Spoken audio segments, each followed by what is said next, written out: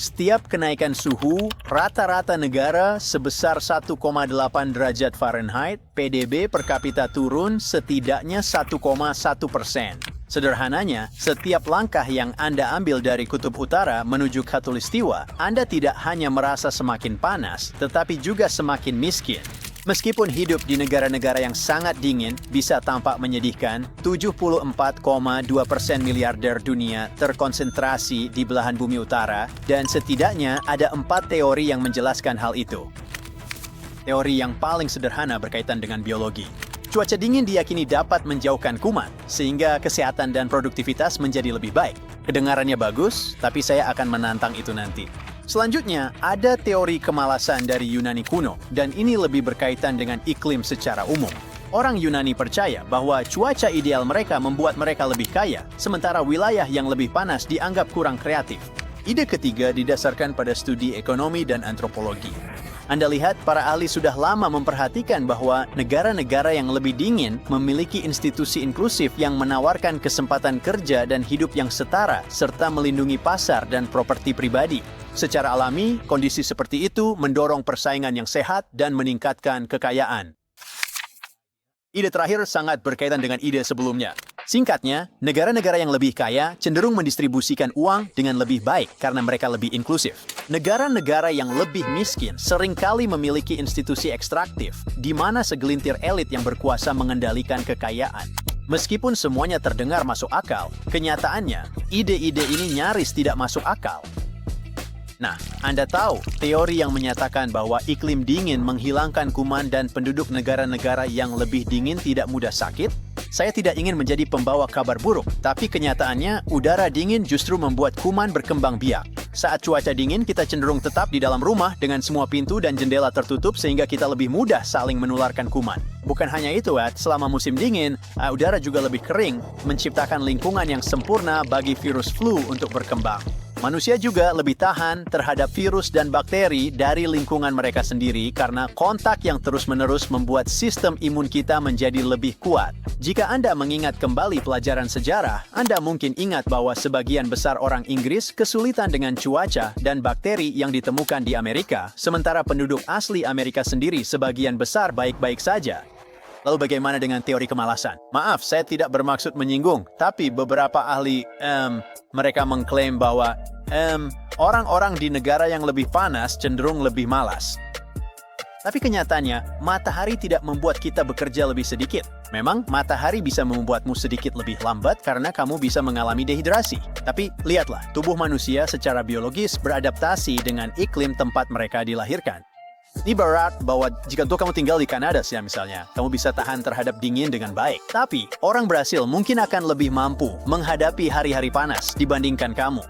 Tapi jika teori kemalasan itu benar, bagaimana kamu menjelaskan bahwa orang-orang di Kolombia bekerja sekitar 200 jam lebih banyak per tahun dibandingkan mereka yang berasal dari Amerika Serikat? Faktanya, jika kamu tinggal di Kamboja, Myanmar, atau Meksiko, kamu pasti akan bekerja lebih banyak daripada siapapun di dunia. Selain itu, negara-negara yang lebih panas punya cara jenius untuk melawan rasa malas. Cara itu disebut siesta. Setelah makan siang, wajar jika merasa sedikit mengantuk. Dan jika kamu makan makanan berat seperti yang dilakukan orang Spanyol dan Italia, kamu akan menjadi lebih lambat lagi. Inilah sebabnya setelah makan siang, mereka biasanya melakukan siesta yang dapat meningkatkan daya ingat dan kognisi. Mungkin terdengar seperti siesta membuatmu bekerja lebih sedikit, tapi orang-orang yang tidur siang sebenarnya hanya menggeser jam kerja. Sementara kamu istirahat singkat dan pulang jam 6 sore. Di Spanyol, istirahat makan siang berlangsung 2 jam dan hari kerja berakhir jam 8 malam. Mereka bekerja saat cuaca tidak terlalu panas dan tidur siang sejenak. Masa lalu juga dipenuhi oleh orang-orang yang menjalani hidup yang kaya, meskipun di bawah terik matahari. Peradaban Mesir kuno mungkin telah ada ribuan tahun yang lalu, tetapi mereka adalah salah satu peradaban terkaya sepanjang masa, meskipun mereka hidup di tempat yang sangat panas dan sangat kering. Kita juga punya bangsa Aztec yang hidup di Meksiko ketika Meksiko sendiri belum ada. Wilayah ini jelas tidak terkenal karena cuacanya yang dingin, bisa saya pastikan itu. Namun, peradaban Aztec tetap berhasil memiliki ibu kota yang lebih besar daripada London, Paris, dan Madrid pada masa itu. Selain itu, banyak penemuan yang kita miliki saat ini dan membuat banyak orang kaya diciptakan berkat matematika dan sains, dua hal yang lahir di tempat panas seperti Mesopotamia dan India. Sekarang, agar semua studi ekonomi dan antropologi itu terdengar lebih sederhana, mari kita mulai dari bagian yang paling jelas. Memang benar bahwa negara-negara yang lebih panas biasanya menghasilkan uang dari sumber daya alam mereka. Mereka tidak memiliki industri yang kuat dan uangnya terkonsentrasi di tangan para elit. Semua ini menurunkan PDB, yaitu hal yang memperkirakan apakah suatu negara kaya atau tidak. Ingat kita pernah bilang bahwa negara yang lebih kaya memiliki institusi yang inklusif. Institusi-institusi ini pada dasarnya adalah hukum yang memastikan orang memiliki kesempatan kerja dan hidup yang setara, termasuk rumah yang layak dan gaji yang bagus. Negara-negara miskin tidak terlalu baik dalam hal institusi inklusif ini, tapi itu bukan karena pilihan mereka. Sebenarnya, ini adalah konsekuensi dari zaman penjelajahan. Kalau kamu tertidur saat pelajaran sejarah, biar aku ingatkan, zaman penjelajahan adalah masa antara abad ke-15 hingga ke-17. Ketika banyak kerajaan di Eropa menjelajahi lautan dan mendirikan koloni di seluruh dunia.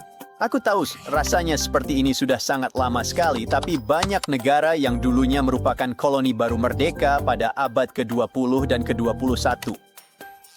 Inilah sebabnya banyak negara miskin tidak memiliki industri dan pasar yang kuat, karena institusi dan hukum mereka berasal dari masa ketika mereka masih menjadi koloni. Dan tahun-tahun mereka sebagai koloni telah menguras sumber daya dan tidak menyediakan infrastruktur yang memadai. Selain itu, mengatakan bahwa kepemilikan pribadi mengurangi kesenjangan pendapatan dan ketimpangan itu agak absurd. Memang benar bahwa negara-negara berkembang seperti Brasil dan Afrika Selatan sangat timpang, tetapi di Amerika Serikat misalnya, 1% orang terkaya di negara itu menghasilkan 139 kali lebih banyak uang daripada bagian penduduk termiskin. Dan ada lebih dari 700.000 orang tunawisma pada tahun 2024. Selain itu, 1% populasi dunia lebih kaya daripada seluruh umat manusia lainnya jika digabungkan.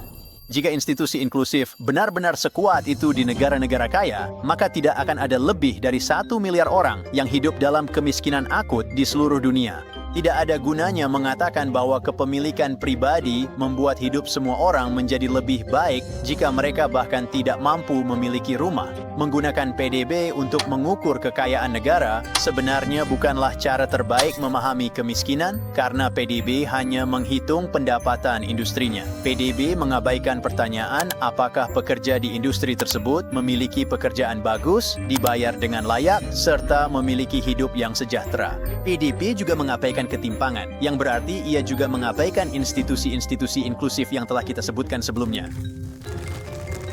Di Amerika Serikat, ada sekitar 835 miliarder, tetapi 11% dari populasi Amerika masih sangat miskin. Jadi pendapat saya di sini adalah bahwa institusi-institusi inklusif itu sebenarnya tidak terlalu inklusif, dan uang pun pada dasarnya tidak didistribusikan dengan baik sejak awal. Budaya yang berbeda juga memiliki konsep yang berbeda tentang apa arti menjadi kaya. Di London misalnya, mampu membeli makanan, pakaian, dan tempat tinggal tidak membuatmu kaya. Bagi mereka, kamu hanya sekadar bertahan hidup. Jika kamu ingin benar-benar kaya di London, kamu mungkin harus mempekerjakan seorang pembantu rumah tangga, membeli seekor kuda, dan memiliki instruktur pilates pribadi. Namun bagi suku Awa atau Yanomami, uang bahkan tidak ada. Mereka hanya memproduksi apa yang diperlukan, dan jika ada kelebihan, mereka akan menukarnya dengan suku lain. Saya rasa kenyataan bahwa negara-negara miskin semuanya terletak lebih dekat ke garis khatulistiwa bukanlah sekadar kebetulan sejarah belaka,